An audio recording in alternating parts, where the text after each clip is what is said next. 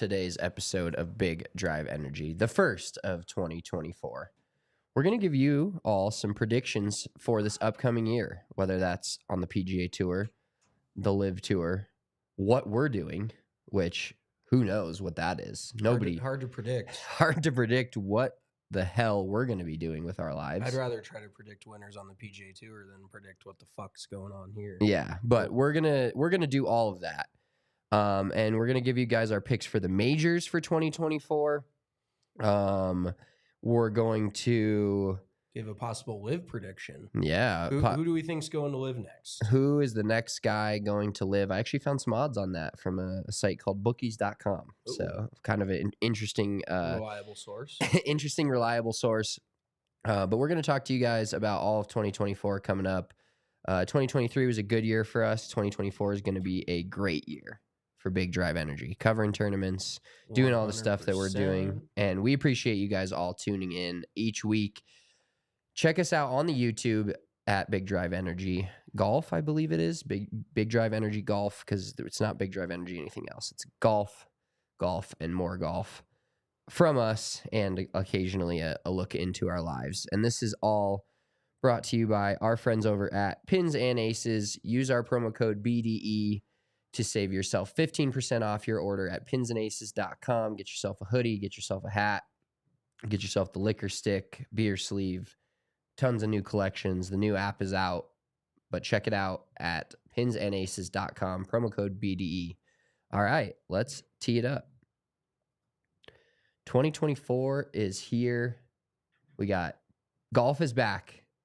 I'm actually excited about golf being back. Like the thought of watching the Tournament of Champions this weekend, or not so champions, has got me stoked. Yeah. So what is it about the Tournament of Champions that is it they just don't have enough champions to fill the field? I mean, that's got to be it, right? No, I don't really. I think they just want to make the field bigger, but I'm not really sure as to why they would allow non-champions. Like, I don't know. I mean, if I was on the PGA Tour, I would definitely, if I got the nod, even if I didn't win, I would still participate. But it's got to feel a little odd. Like, I wouldn't be like, I'm playing in the Tournament of Champions. Oh, what'd you win last year? Oh, I didn't win. Like, what the hell? Yeah, and I don't like that. I was looking at the past year's leaderboards and seeing Cam Young on there, and I was like, did I miss something? Yeah. I'm like, that's our guy. Yeah, and he still hasn't won. Still hasn't won, but he's playing in the Tournament of Champions. But the one question we have to ask, is the Tournament of Champions cursed? Because 2 years ago, Cam Smith, he set the course record at Kapalua for a 36-hole or 72-hole event, and now he went to LIV. And last year, John Rahm came back, won the tournament, had an incredible Sunday, and now he's gone to LIV. So we have to ask ourselves, is the Tournament of Champions cursed, where whoever wins this year is going to be on the LIV Tour next year? I mean, it's a very real possibility. Who do we? I guess we make our picks now. No, let's talk a little bit about the golf course and just it's a course where strokes gained off the tee is huge. It's a fucking mass. It's a beast of a course. It's the only par 73 on the PGA Tour rotation. Yeah, I don't think I've ever actually played a par 73 before. But for me, more par 5s doesn't necessarily do anything for me. No, for me it does. Like for me, par 5 is birdie opportunity all the way. Or bogey. You know, pump one out of bounds, and then you're like, I'll make a 4 here. It's a total of 6. Yeah, that's true. I like if you start a shotgun, LIV style on a par 5, it always feels comfortable because you can hit you could even hit 2 bad shots and still walk away with par, and you don't feel like you've lost anything. Yeah. Unless it's a super easy par 5. Let's back it up though. Before we get too into this Sentry Tournament of non-champions, let's discuss our last week. The last week of the year, our New Year, Christmas, all this kind of stuff. So we have an interesting.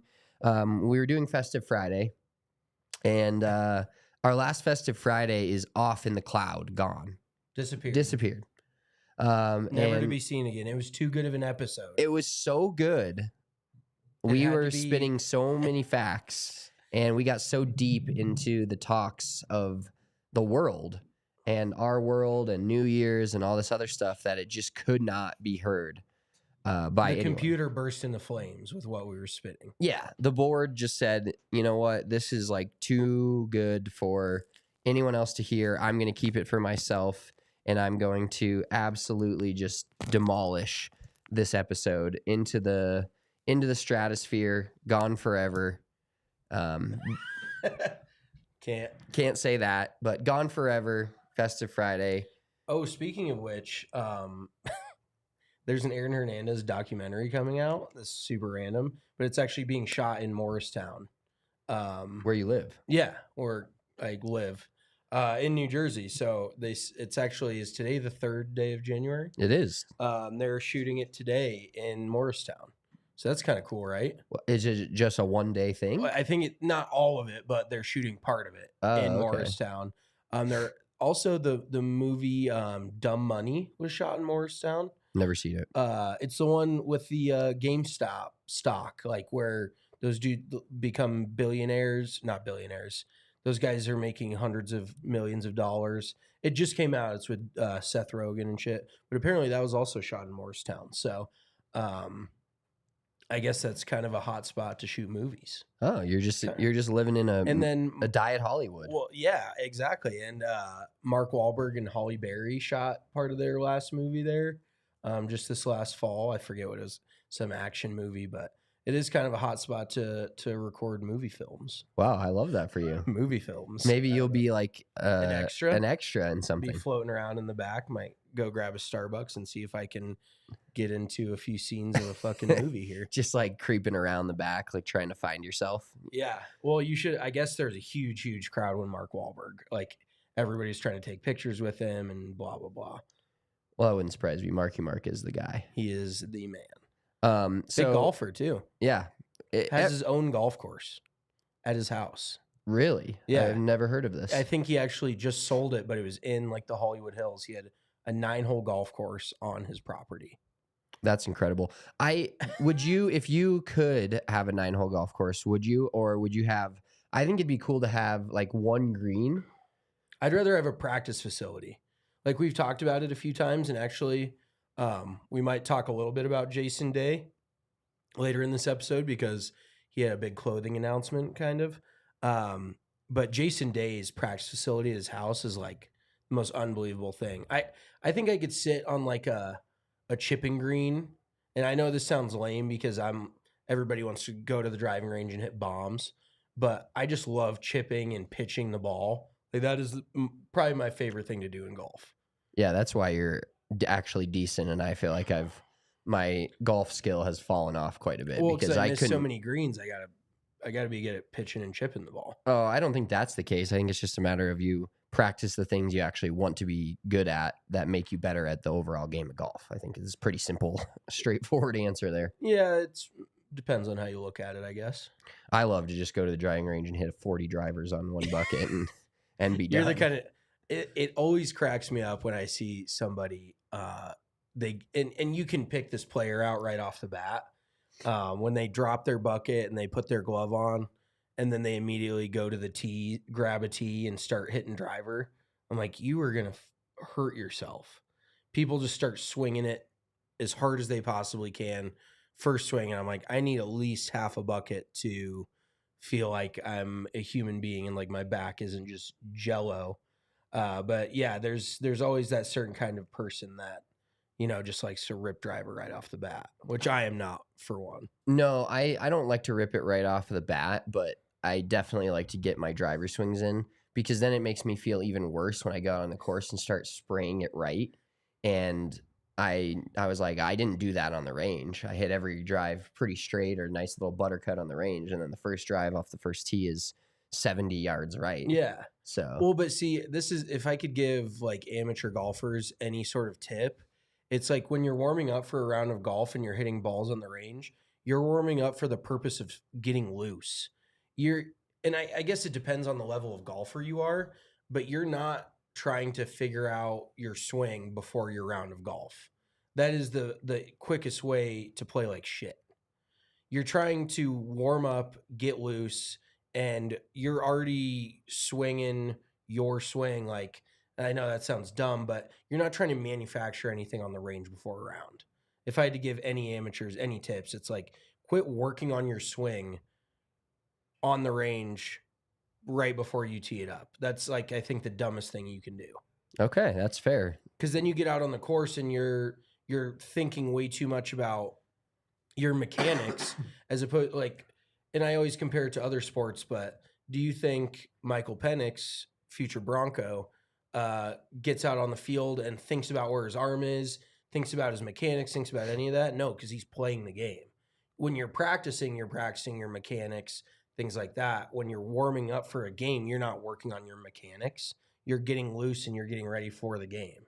So if you think about it like you think of other sports, like a basketball player is not working on their jump shot in pregame warmups. They're shooting to get to, feel like they're maybe in a little bit of a rhythm or something, but they're not working on their mechanics. So I think that's where most amateurs go wrong with their warm-up, is trying to find something on the range right before their round. Like, it's borderline impossible, and it'll probably make you play worse. Like, I don't think have you ever like figured out something on the range and it immediately translated to the golf course? No, it translates like maybe 3 rounds later or on one of my 14 driver swings. And it's usually by like the 14th hole or so. You kind of figured out. You're like, holy shit, I actually swung it like that one I wanted to on the range. But the first 10 whatever drives you hit are, here, wherever. So I don't know. That's just me personally. And I guess everybody's, different level of golfer. But I think that in general, I don't even know how we got off on this tangent. But it just cracks me up when I see people like really grinding on their swing right before they go out to play golf. Yeah, just creating a little bit of false hope. That's how it goes. Totally. But if it makes you feel better, then, do whatever you need to do to make yourself feel better. Thank you. So how is... Well, I was going to ask you, this is your first Christmas as a dad. Yep. Did we talk about this on the last a little bit? A little bit. First Christmas, first New Year's being a dad. What do you think? It was... Rate it 1 to 10. A 7. It was... That was quick. You didn't hesitate. It's still not like a full... Like, you're still not getting the full kid excited for Christmas type of scenario. He's too young. Maybe in like 2 or 3 years, it'll really pop and he'll be like really happy and excited to open gifts. And, we can do the whole Santa thing and I can trick him for 5 to 6 years. You going to be, you can do Elf on the Shelf? I honestly, we never had that growing up. And I feel like it's a pretty new thing. Marissa, did you ever have Elf on the Shelf? No, but I want to do Snoop on a Stoop. What is that? Snoop Dogg as an elf. Oh, okay. There you go. There you go. Maybe very South Central Los Angeles of you. Yes, because that's exactly where my vibes, that's where Marissa calls home. I kind of like getting a little more creative, like Snoop on the Stoop. Yeah, I mean, I probably will do Elf on the Shelf, but I won't be the one that's like doing it. I was gonna say, I feel like parents have enough to do. I don't think you need to add another thing to your box of shit that you have to do every day. Yeah. Well, no, it was a good first New Year, good first Christmas. Excited to like see him be excited, but I still haven't taken down my outside lights, which is... I offered to do that for you. You did, but I manned up. And I said, you know what? I'm going to fucking take my own lights down. I respect And realistically, it's going to take like 12 minutes. Yeah, that's why I offered. But I do have to borrow my neighbor's fucking ladder again, which sucks. I just have to go over there and ask. You just need to take that leap into adulthood and buy a ladder. Yeah, I know. That there's some things that I just keep filling up my garage with more shit. And there's already not enough room to park a car in there, which is the point A of a garage. Our storage unit's already overflowing. That's your fault. It is. But I just don't want to add another trinket. I mean, that's something you're actually going to use. You keep way more worthless shit in there for no reason at all. Like what? Dude, you have like 12 putters in there. You have... Big putter guy. Yeah, you're a big putter guy. You've got multiple golf bags, just a bunch of golf paraphernalia. So many other things that you don't necessarily... do you guys have like 6 vacuums? Yeah, I don't want to talk about that, actually. You guys have like a room of vacuums. could just bought one like really nice one and just not had to buy the other 5 No, apparently the vacuums have very different applications. Yes. Lots of different vacuums for different applications. Okay. According to someone, not me. What else do you have out there? Do you have bar stools out there? Yeah. We got a few. Got my kids' closet doors, some scooters, a lawnmower, My lawnmower. a poker table, 6 TV boxes. Yeah. Yeah, like your garage On is this episode, Spencer's Garage. full of nonsense. Always open. I was going to say, too, you do have a little bit of is it a cold or is it a sinus thing? Because I watched something exit your nose this morning that was the most unbelievable. It was awesome, actually. It looked like we don't I have don't to, want to go too far, but it was like inches long. I was shocked. It was crazy. I was like, how good do you have to feel after that? It was the best blow I've ever had. Yeah. The best nose blow of my entire life. Like, I probably almost ran the truck off the road looking at that thing. I didn't expect that. But what a game changer. Speaking of you driving everywhere, I am sad that when you leave, I no longer have a driver to work. I have to drive myself again everywhere. Well, Kylie, your wife, was like, oh, Spencer won't have his chauffeur anymore. I'm like, I'm just trying to make the road a safer place. Oh, that's not very nice. I'm a pretty good driver. I'm a decent driver. When you're looking at the road. Yeah, that's fair. You're point. great when you're looking at the road. It's just about 40% of the time. Yeah, that's fair. Every time you argue with me about wanting to drive, I'm like, I'm good. I got it. Yeah, it does allow me to work an extra 15 minutes or get some shit done. I've always wanted a driver. Like I'm no not. shit. I'm Who not doesn't want a driver? I'm not in that category financially, but it would be pretty nice if I just had someone to drive me to and from work all the time. And I can just like be on my phone. But then Marissa's driven you quite a few times. Yeah, but certain people, when they drive me, they get mad about me being on my phone. So you just don't engage. You just try not to talk to him. It's boring. Like, he sits there and doesn't talk to you. Correct. Dude, I don't like awkward silence. No, I'm the same way. And sometimes I ask him a question and he doesn't even respond to the question correctly. So 1,000%. Like, if you get a response out of him, it's impressive. Yeah. And I don't make him pay for gas. Yeah. So I just want a conversation. Yeah, exactly. That's just totally fair. Pay you in conversation. Yeah. Is that what you want? Yes. Okay, I'll be better. I think 2024, I'll be better this year. Oh, okay. You turn over a new leaf. Yeah, 100%. We did talk about all of our New Year's resolutions. That's in the cloud now. That's somewhere off, and God listened to it. God's got us. God. Marissa, how was your New Year's? I saw you got like explain your little crab scenario because I was pretty jealous. So my family every year we do like a crab dinner. Boil? Yeah. Where my dad will go pretty much buy the entire store. Sometimes he imports it from somewhere. Alaska? I don't know. I've thought about buying Alaskan king crab before because that shit. Yeah, like he ships it in a big old box, shows up to our house. But I think this year we just did the store. Okay. But he bought out the entire store, what was in the like little section, and we had it was like 9 to 10 pounds of crab legs and all you can eat. And I didn't eat anything but those crabs. But I was telling Mitch earlier today that my stomach has shrunk over the years. And so I was trying to eat as much as I possibly could.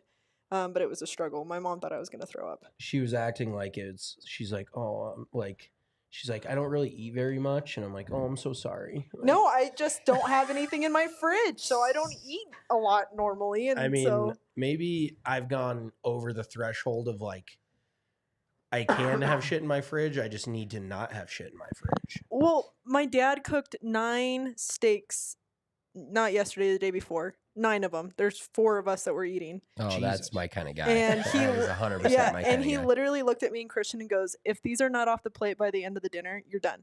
So I like normally have like 1 steak. I was trying to eat 2 steaks. Holy shit. Wait, And- what kind of steak are we talking here? Are we talking like a fillet, like a little thick Are guy, we or talking are we ribeye talking like or a T-bone? I think it was a fillet. I don't Okay, know. so I'm like not- a small little circular kind of one. Kind of, yeah. Yeah, they were about that big. Yeah, okay. Yeah, but there were so many of them. And then he made like side dishes that he also required us to eat. And so I literally think I laid on the ground for like 10 minutes just dying. I do that, but it's more on a regular basis. Honestly, that's my kind of guy though. Mitchell bought chicken the other day to come home and grill chicken, and I was like, "What the fuck did you?" He got like 10 pieces, and there was 5 of us, and I was there like, was "What are 12 pieces, and there was 5 of us, and our mom eats maybe a piece. you-" Yeah, So there was realistically 11 pieces for 4 people. I'm like, Spencer, how many pieces of chicken do you need to eat? Well, and I'm used to it. Maybe you're this way with your girlfriend and Kylie, but I normally have to eat really fast because Christian will start finishing his plate and then moving over to my plate. Migrate over. And so it was nice because there was so much that he You was didn't have to worry focusing about on his. And then my dad also sauteed mushrooms and all this different stuff. Oh, yeah, that's the bomb. But I literally, that's a lot of food for me. I mean, 9 steaks was too much for me. That's a lot for 9 people. Yeah. Well, Yeah. Yeah. 9 steaks is a lot. I will say with crab though, crab is one of those foods that there's like 5 or 6 foods in my world that I can Can't never really get full. Yeah, like I could just keep eating it. Yeah. Like until Well, 'cause I'm like usually disgusted. it's rare that you have more crab than you want to eat. Have you ever like looked in? You're like, that's so much crab, I can't eat all of this. Right, yeah. Yes, Normally it's this the opposite. weekend I literally looked at it and I was like, I can't finish this. That's and impressive. we had shrimp cocktail, which is also my favorite. That is Oh, Spencer's shrimp all time. cocktails. My goat. Oh, We had that on Christmas Eve, and I think you had 40 pieces of shrimp. My dad got like the big old, Yeah. like The the tray? big one. Yeah, I love shrimp. That's how I started loving fish and all of that kind of stuff. But I ate that, and then I ate the crab, and then we had pie. Holy I died. shit. I died. that's that's a lot of food. But What do you dip your crab in? So I've done different things. When I go to Christian's family, they more like make it more like with the Old Bay, and they mix Old it Bay with is something. fire. Old Bay slaps. My parents, they do it just butter, salt, like salted butter, and then lemon. Yep. So that's how we did it. But we have these cool little trays that heat up and keep the butter hot the entire dinner. Hell so it was nice. Yeah, you guys are experienced crabbers. We it are. sounds like. Real Yes. quick, have you ever seen these butter candles on TikTok? No. That's what it is. It's a candle. You light the candle underneath and it keeps it warm. Is that what you're talking so it's people make a candle out of butter. about? Oh. So they make and they put a wick in the butter. Oh. You light it so it melts the butter, and then you just dip whatever in that butter candle.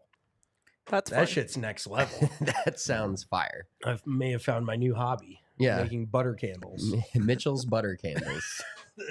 Sounds like some sick shit. $5.99. Some like cinnamon butter, like some Texas Roadhouse butter. So could you just put a long wick and like a stick of butter and Yeah. just be like, here we go. Probably. I mean, you kind of like add flavor, like, you don't want just like regular butter. You want to put like some seasoning in there or whatever. But I think technically, yeah, if you just. I think I've seen it on TikTok where they stick it in the middle of the plate with pasta and then they light it. Yeah. That shit's fire.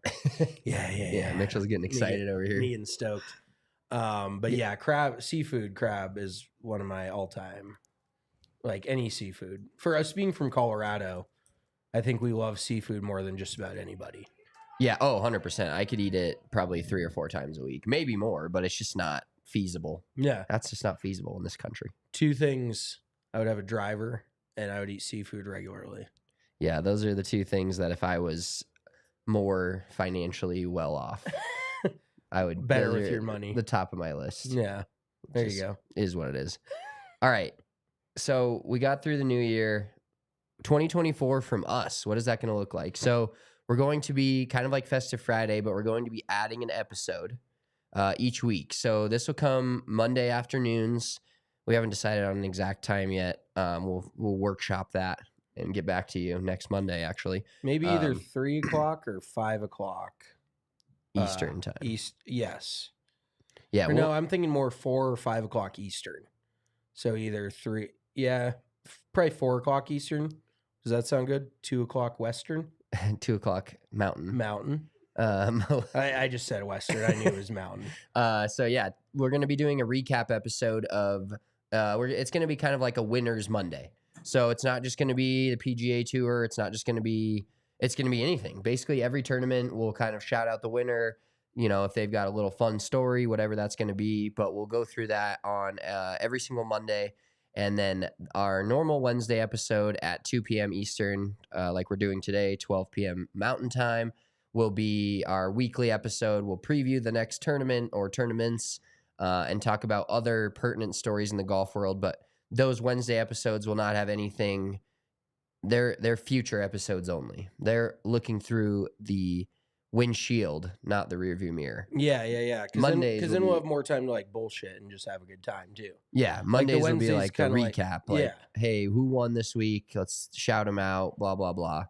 And then Wednesdays will be the full, big, packed golf, what's going on in the golf world episode. So that's what you can... In our world. Yeah, and our world, which you know, if you want to... Everybody cares about. Exactly. We got a lot of people ask. The people are asking what we are doing. And so we'll also be at Waste Management in February. So we'll be covering that. I will be down in Phoenix the 24th, I think, of January. I'm playing in a money game down there with one of our listeners. One of our listeners / friends, Kyle. Shout out Kyle if you're listening to this. He invited me to their money game. Where at? I don't know the exact course. He's a member at a course. He also invited us to play when we're down there for Waste Management. So, but yeah, we're doing a money game on Wednesday. I fly in at like 8 a.m. I'm pretty sure, and then I'm gonna play a money game, and then I have an event. We have an event at Putting World in Scottsdale down or Wednesday night. It's like related to the Suns. It's going to be like a Suns watch party / putt off at Putting World, which have you seen Putting World? Have you heard of it? I have not. So it's Putting World is basically, it's indoor putt, but it's legit. Like it's like court, like a legit like mini course. Yes, exactly. It's not, you don't have the clown's mouth. Yeah, and there's no windmills. It's like legit. You know, it's like you go there to actually practice golf. It's not, you can obviously have fun there. It's kind of like going to a Top Golf versus going to an X Golf kind of scenario. Like it's still fun. But you've got a bunch of different areas, you got to practice putting green, and then we're going to do some events and some contests on there, but I'll be doing that event there that night. And then I fly home early the next morning. So just a full day of golf for me on Wednesday. The money game, Kyle's like, he's like, what do you want us to put you at? And I was like, I'm going to shoot 85, but put me at a 0. Because first of all, on the off chance, like you don't want to be that guy that rolls in with like a net 63 if you shoot somewhere around even par miraculously. And that is the thing with desert courses, is it depends on the golf course. Because a lot of desert courses, you can get away with spraying it like you do. And still... Let me read his exact text here. So he said, our weekly money... Tell me where it is. Is he saying where it is? Let me ask him. Let's see if he'll get back to me. Because I'm just curious. I mean, there's so many golf courses down there that I'm not super familiar with all of them, but I may have a good idea. It just depends on the course. Like you could probably do pretty well, depending on Mesa Country Club. Oh, that's supposed to be a super good track. Yeah. So he said, our weekly money game is on Wednesdays at 11:30. Course is close to the airport and 15, 20 minutes from Putting World. I'm like, perfect. He's like, this is the best part. He's like, if you're down to play for some cash, we usually play 6 sims 3v3, and we play in about 3 to 3.5 hours. I was like, dude, buddy, you're speaking my language. So are we going to do this when we're down there for the Waste Management? Well, if we get Wednesday, we could, I guess. Wednesday, we're usually over at TPC. That's true. Maybe we talk to him and see if we can do Tuesday. Well, I mean, there's like 40 of them in a group. We're not going to move it to Tuesday. But long story short. Maybe they would because it's Waste Management Week. I don't know. Let's just talk to him and see what we can do. Because I would love. I've heard that. I think Joel Damon plays a lot at Mesa Country Club. Oh, let's go. Yeah, it's one of like the best. Well, I would say one of the like most highly touted, just good golf courses in the Phoenix area. I love that. So yeah, he said you'll be good. You can't get in trouble right. This is like music to my fucking ears. Said 6 holes have OB left, but you can miss right on every hole and just be in another hole. And I said, I'm in. Dude, count me in. You might win that thing. You might make some money. If you do, we're gonna have to become out of town members at Mesa Country Club. Just play there once a fucking year. Yep. Just one money game a year. But no, I'm stoked for that. I mean, there's a lot of golf in Scottsdale, Phoenix area, but I've heard very, very good things about Mesa Country Club. So Yeah. So some other tentative plans for us for 2024. Going to maybe the TBC River Highlands. We talked about Travelers. that. The Travelers in That's Cromwell, only about Connecticut. 2 hours from me in New Jersey, so that Talked might about be that. doable. Marissa Talked put all about- this on your schedule. Talk about Nashville possibly, but that's the same weekend, so we kind of got to pick one. Yeah, but live event, we'll maybe just have to suck it up and go to Houston, Texas. So put that on your calendar. Or the Greenbrier. Or the Greenbrier in West Virginia. Would be a trip. So we're going to go to a live event, at least one, probably 1 or 2 PGA Tour events. And then obviously a lot of on-course content when we get together. That's going to be something that we're going to strive for here in 2024, and just playing more golf, like our resolution said.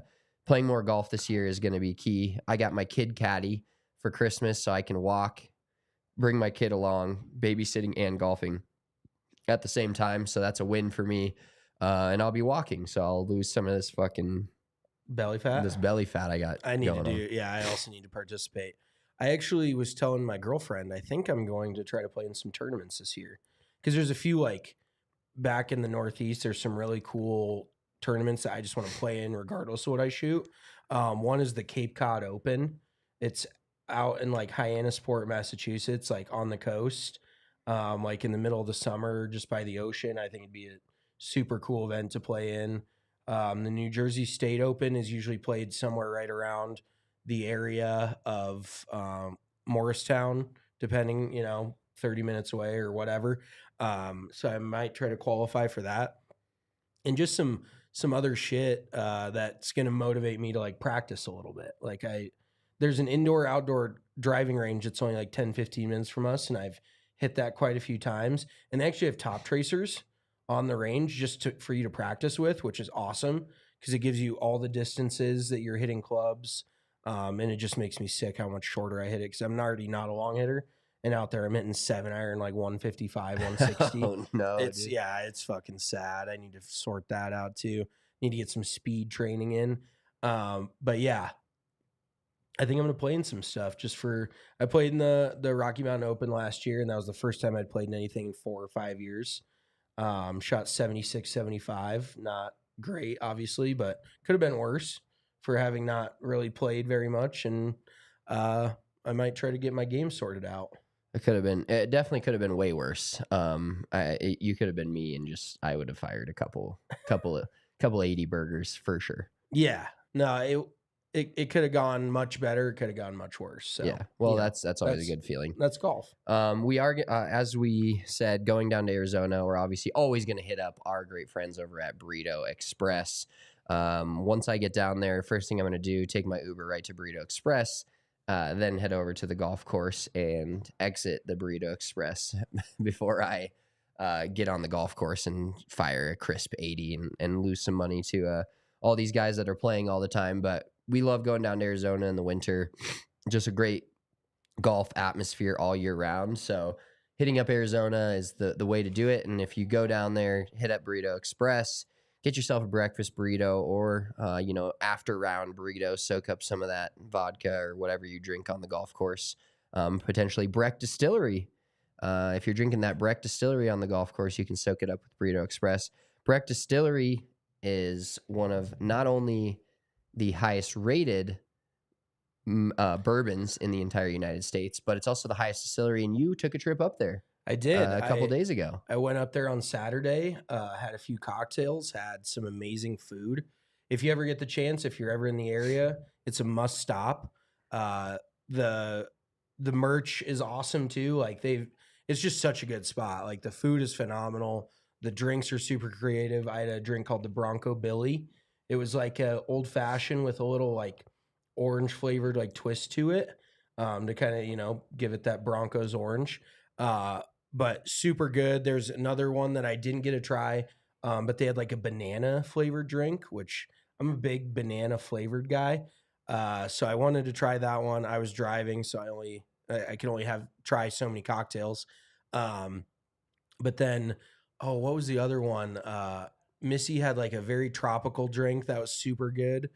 And then there was one other, like pear. It was like a pear, kind of lemon citrusy type of like vodka soda ish thing. Oh, that sounds right up my alley. Yeah, it was very, very good. And then we brought home a bottle of the pear vodka because that is just top notch, and the Powder Hound whiskey, which is you can only get it at the distillery. It's $120 a bottle, but I think they only do like one batch a year. You can only buy it in house. It's aged way longer than their standard bourbon. And obviously all their bourbon is good stuff. You know, whatever you buy on the shelf is just as good, but that stuff is top notch. And that was our gift to you for hosting us. So drink it wisely, enjoy it. Yeah, I'm gonna definitely be sipping that very smoothly with some either big rocks or just the tin rocks. So you don't want to dilute that flavor. No, it's an incredible bottle. I had a little bit.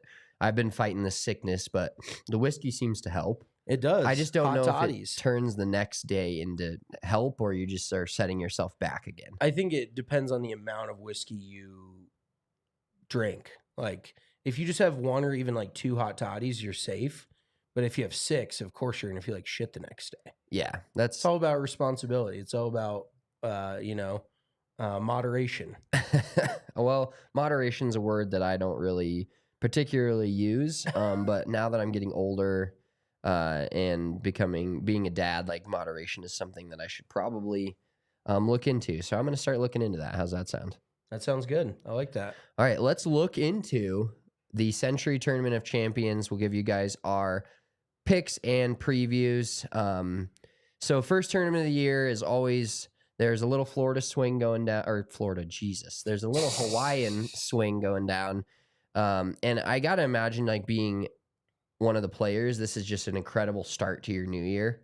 This is a pretty high level, it's, an elevated signature event, starting the year right off the bat with a signature event, $20 million purse. Yeah, that's fat. And the guys get to go to Kapalua. Yeah. And spend, a couple weeks in Hawaii to start their new year every single year. So let's talk a little bit about the golf course. As we said earlier, par 73. But it's for Hawaii. When you think of Hawaii, you don't think of a ton of elevation changes, but this golf course is as up and down as they come. It's almost like a mountain golf course. They say that the caddies have to like work out like at least a month in advance if you know you're going to Kapalua, because you can't just show up there and walk that place 5 days straight. They say it's an absolute nightmare.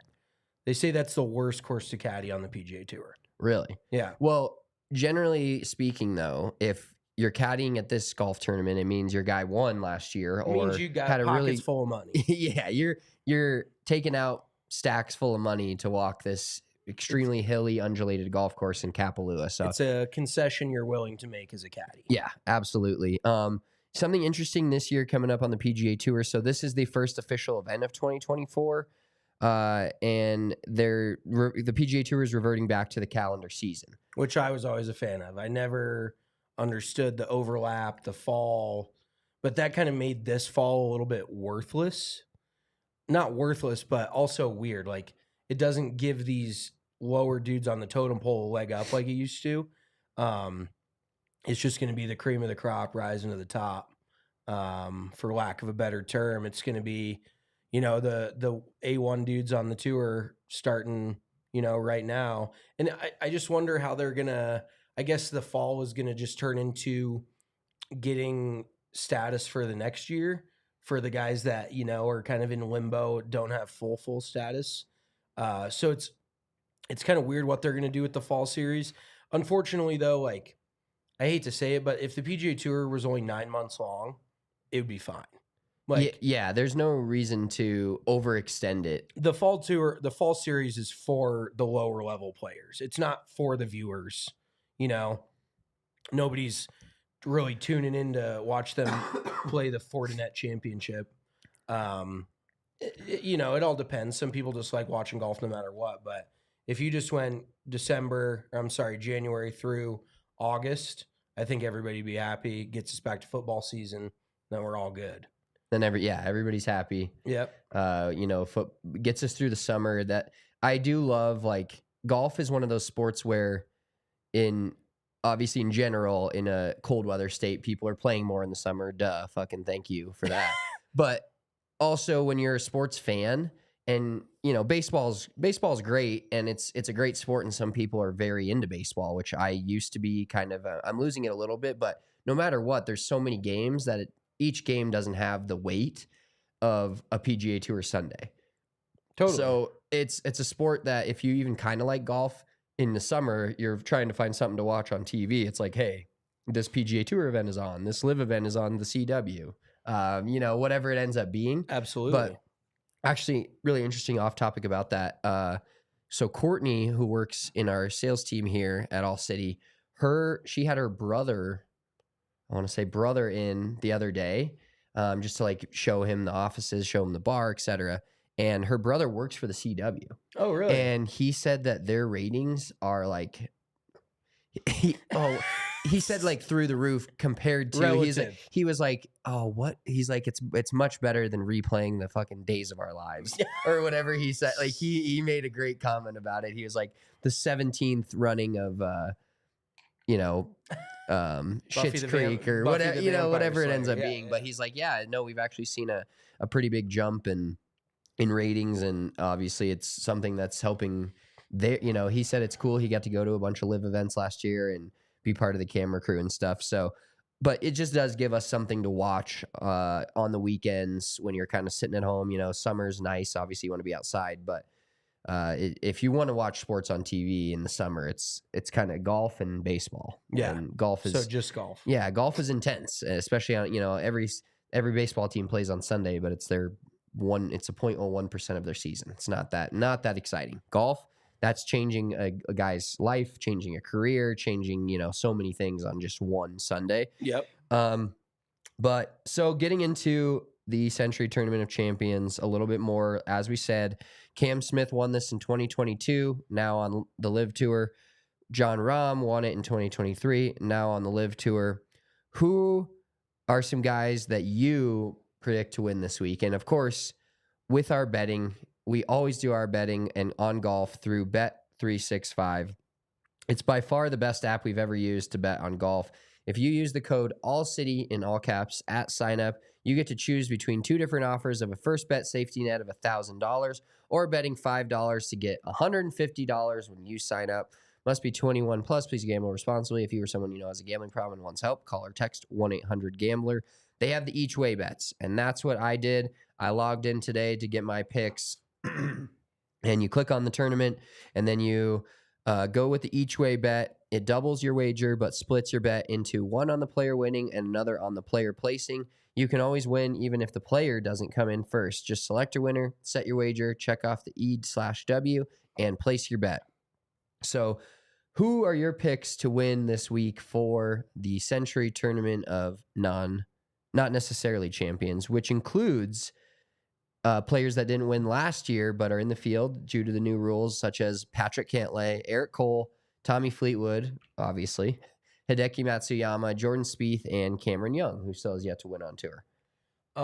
So my picks this week are, I really feel like Xander Schauffele, and he is a dude that I could see going to the LIV Tour. What is he, plus 1,400? 1,600. Plus 1,600 on Bet365. I think his game kind of sets up. He hits it a pretty long ways. Works the ball right to left, which definitely helps.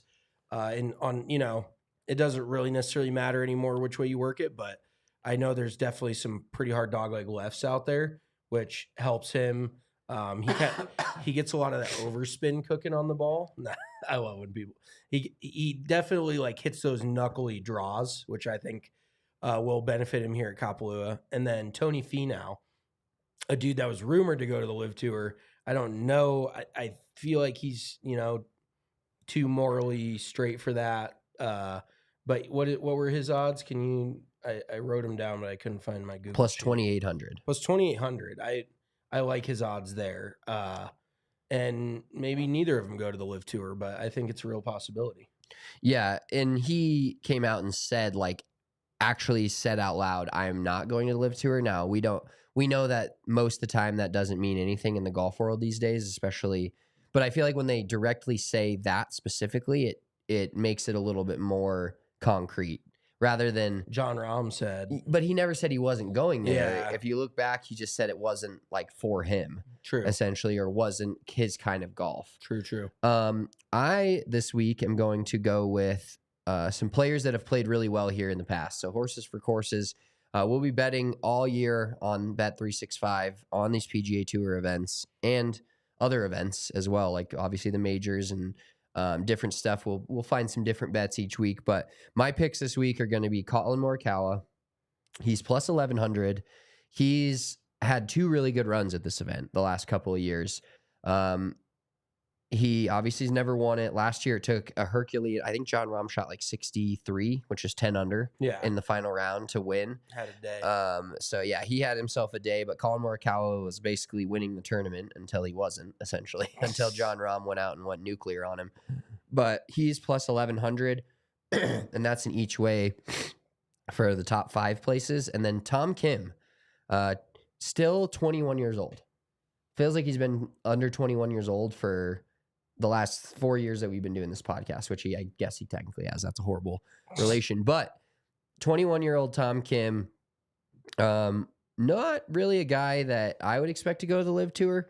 But, to me, when we do our LIV predictions, part of it that comes into it for me is obviously you have, the older guys that just aren't going to win as much on the PGA Tour, right? That's kind of a criteria for moving over or wanting to move over. Yeah. But I think guys that don't have a lot of exemptions to majors are still the ones that are like, all right, I want to get to play in majors for the next couple of years. And that's how I think, and the PGA Tour, I'm obviously already solidified on it. Most of these guys are.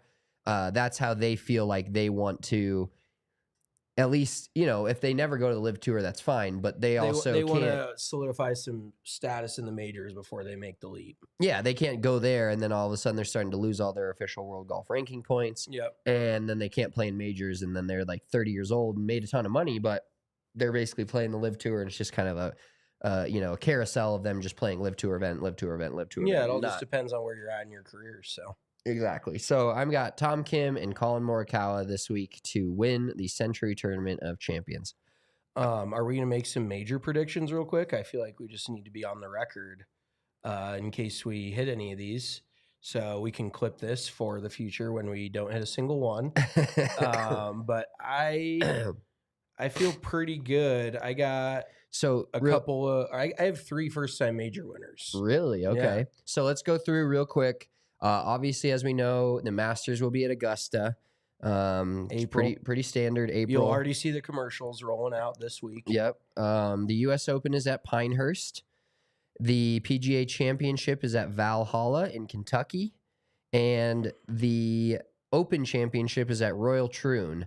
So the past winners, obviously, Masters was John Rahm in 2023. PGA Championship, the last time it was played at Valhalla was 2014, and Rory McIlroy won. Last major championship he won. That's crazy. We're going on 10 years of him not winning a major. U.S. Open, Pinehurst, Martin Keimer won there in 2014. And then the U.S. Open, or the Open Championship, Royal Troon, Henrik Stenson, the Iceman, won in 2016. I was still in college. That's so long ago. But so those are the past winners at that venue. Let's hear who you've got to win 2024 majors in golf. Give them to me. Okay. I've got their odds. Do you have their odds, or are you? Oh, I'll get mine. Yeah, I'll get mine. Okay, so I'm going, and stop me if we agree on any of these because there's a small chance. So the Masters, I've got Victor Hovland coming out. Had a very, very strong finish to this last season. The dude's just, now that his short game's straightened out, he's a world beater. He can beat anybody. Hits it on a string, putts it really well. He actually had a very good finish. If you remember last year, I think he was leading going into the weekend and just had a very rough Sunday. We were kind of wondering early last year, could Hovland, close at some of these tournaments? I think he kind of got over that hump later in the season. So I have him winning a major regardless, but I think he just comes right out of the gate and wins the Masters in 2024. If you shop lines, I could give you I'm just going to give you lines in general from no specific sports book. I've got anywhere between 1,200 plus 1,200 and plus 1,700 from Hovland. The PGA Championship at Valhalla, I've got Max Homa plus 4,000. I just think it would be very fitting because I think Homa's going to win a major, but the PGA Championship's kind of the redheaded stepchild of the majors. So it would be fitting that even though Max Homa's a major champion, everybody's still like, you can't win a real major. You can't win a U.S. Open. I just see him doing something like that. U.S. Open, it's not your typical course because Pinehurst does not have any rough. It's all pine needles and fairway. So it's a little bit of a different track, but you're not going to lose balls. And there's another place that has some pine straw that this dude has done fairly well at. And he just wins a major every year. So I'm taking him, Brooks Koepka, plus 1,400 to win the U.S. Open. And then the Open Championship at Royal Troon in Scotland. This is like a true European style course that I don't think it's not that an American can't win there. I think the dudes across the pond definitely have a leg up, having grown up there. So I'm taking Tyrrell Hatton, my guy Tyrrell Hatton, plus 3,400 to win the British Open, the Open Championship at Royal Troon. He was on my cutting room floor. Okay. He was definitely the guy that he was my second to last pick. I went a little Homer-ish, not Homer-ish, but like Not Homa-ish? a little not Homa-ish, more heartfelt. Okay. Because I still do like Just the dudes dude that you root for. Yeah, kind of. So my Masters prediction, he basically should have won it last year, and I'm still thinking at least 2 LIV guys win majors this year. So I'm going with Brooks Koepka for the Masters. Brooks, I think he's gonna learn from what happened last year and play the same level of golf the first couple of rounds. But then, hopefully there's no Saturday shit show, rain delay, and then playing 36 holes on Sunday or whatever they played, 27. Yeah, what a cluster that was. Hopefully there's no weather issues this year at the Masters, but I take Brooks Koepka for the Masters in 2024 plus 1,400.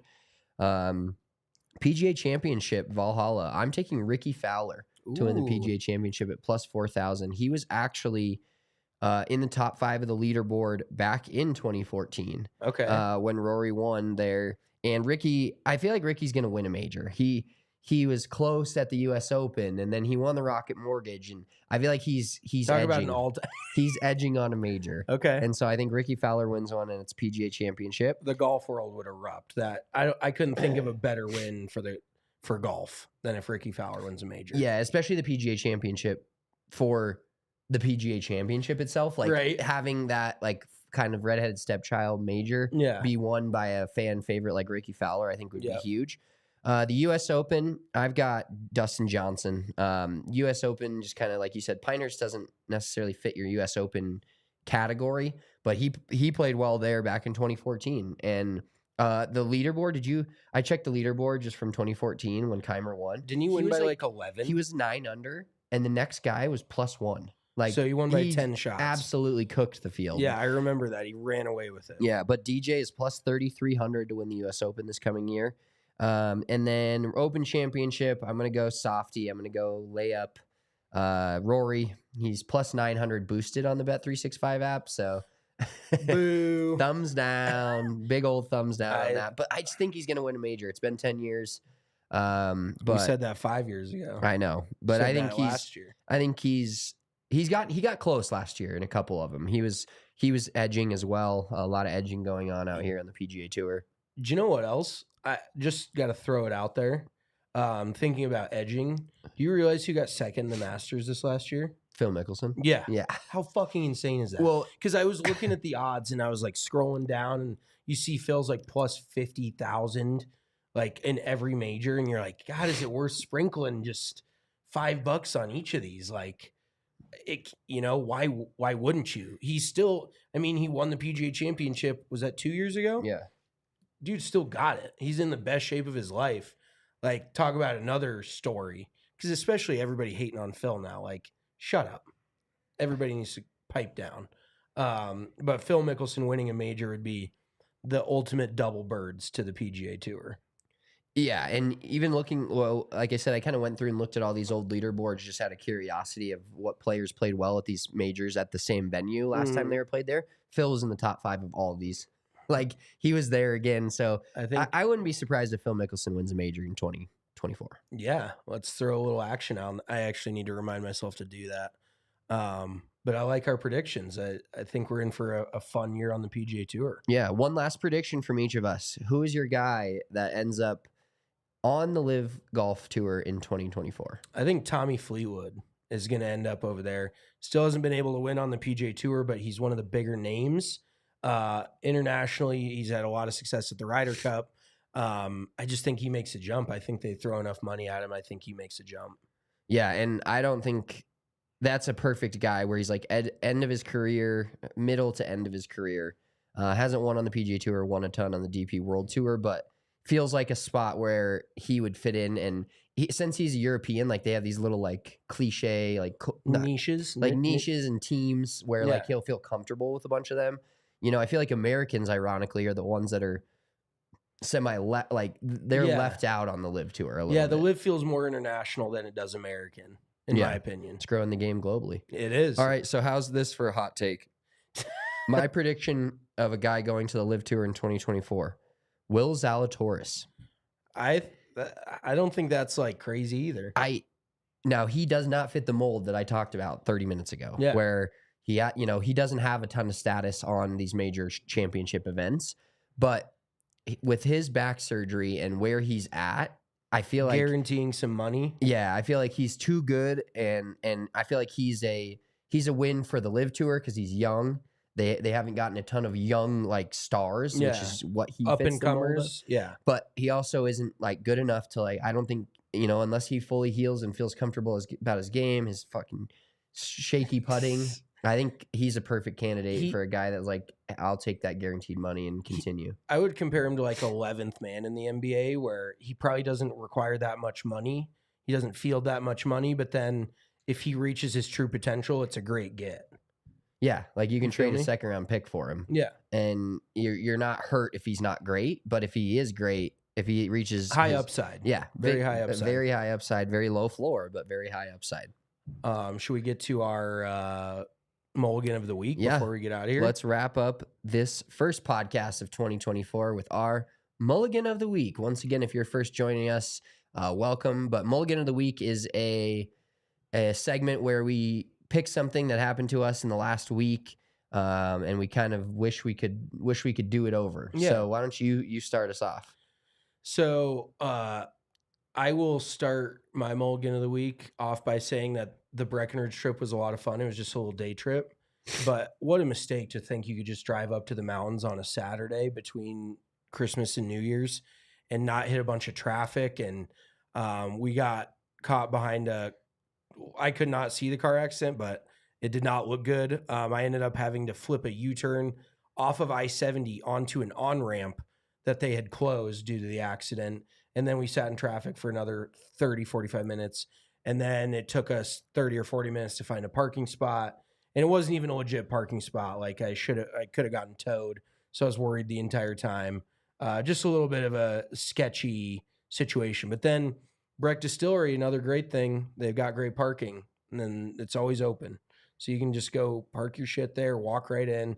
You don't have to worry about all the parking in Breckenridge because it's just far enough from the main street area. So, but overall, traffic in the mountains between Christmas and New Year's, you leave that to the people that come to Colorado once a year.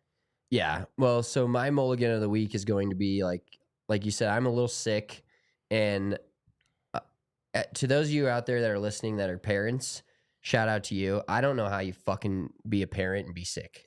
Yeah. I am in shambles.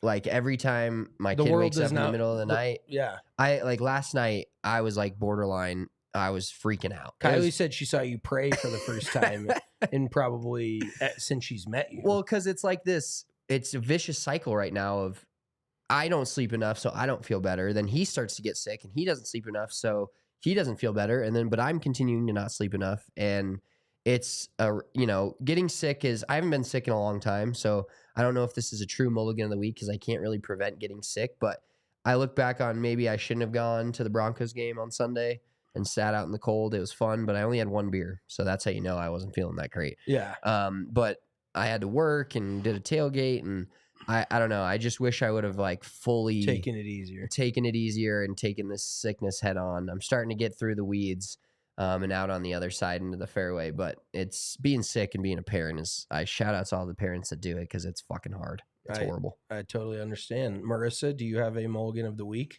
I do have a quick one. I'm not much of a person to like talk back to someone when they're mad at me or something.